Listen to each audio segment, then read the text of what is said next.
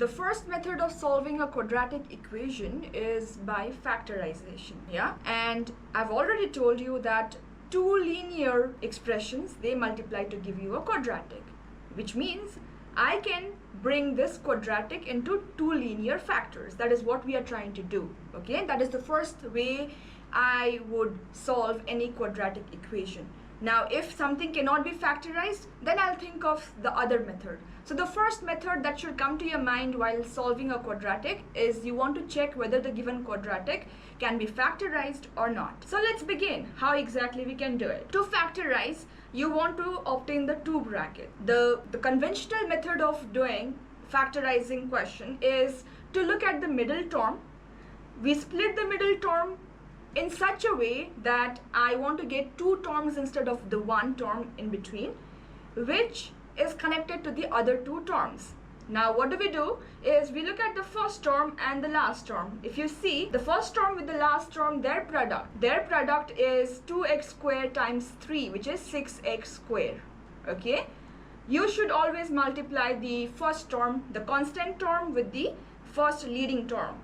When you do so, you get the product. Now you want to split this product into two terms such that you get the sum of the terms as what you have in between. You want to obtain minus 5x, or you are trying to look for two terms whose sum, the sum of whose term is minus 5x and the product is 6x squared, okay?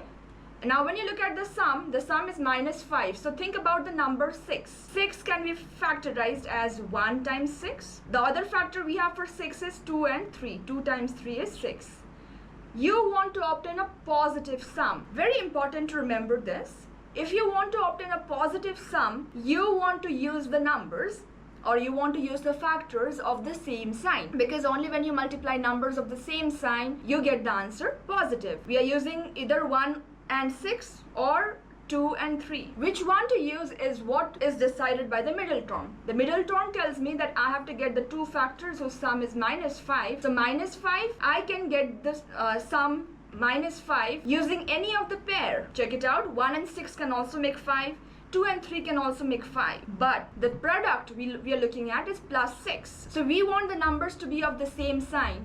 Note that if I'm using 6 and 1, I have to either do 1 minus 1 plus 6, or I have to do minus 6 plus 1 to get that 5. Yeah, but because our product is positive, when our product is positive, we want the numbers to be of the same sign, either both negative or both positive. So if I look at the second pair of factor and I look at the numbers 2 and 3, upon keeping them negative like this, minus 2 and minus 3 gives me minus 5, which is the middle term. At the same time, if I was to multiply minus 2 into minus 3, I would get that plus 6. And what about that x squared? We write the middle term as minus 2x and minus 3x, because upon multiplying that, it becomes 6x squared. Therefore, what we are doing, we got the pair of factors. We got minus 2x and minus 3x. If I'll write instead of the middle term, let's see what we get. So the first term you'll write as it is, 2x squared. Instead of 5x, we are writing the two terms, minus 2x minus 3x. Note that upon solving the two terms that we have obtained in between, you should exactly get the original term. So minus 2x minus 3x is minus 5x, while their product is plus 6x squared, which is exactly the product for the last and the first term. So once you split the middle term, the other two terms are written as it is. Now when you have four terms, then you always factorize in groups. So if you want to factorize this, you look at the first two terms, 2x is common. 2x into x is 2x squared. So taking out common is like dividing the individual terms now. So 2x squared, when you divide by the common term 2x, you get x. 2x into how much is 2x? 2x into 1 is 2x. And similarly, if you look at the last two terms, minus 3 seems common.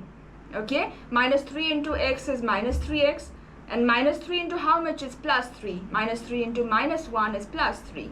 So that gives me, interestingly, I get that x minus 1 is a common pair, or x minus 1 is a common expression that has appeared in both of my terms. X minus 1 is a common term, so I'll get rid of it outside, and then I have 2x minus 3 remaining, because upon bringing it common, x minus 1 is taken out as a common term, so I have 2x remaining in the first expression and minus 3 remaining in the second expression, giving me equal to 0. So when I ever have the product of two things equal to 0, you know the product of two things can be 0 only when either of them is 0. Either A is 0 or B is 0. We have both options possible. That is the reason we solve them individually, saying that either x minus 1 could be equal to 0 or 2x minus 3 could be equal to 0. And when you do so, you can solve for this. X equals to 1 and 2x minus 3 equals to 0. Please solve it. X equals to positive 3 upon 2.